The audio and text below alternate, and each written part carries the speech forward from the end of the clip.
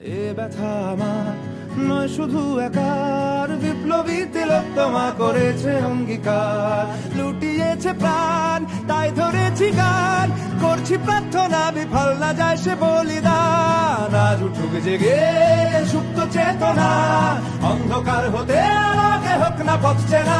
আর কবে, আর কবে, আর কবে, আর কবে, আর কবে, আর কবে, আর কবে চোখ মেলে তাকাবে।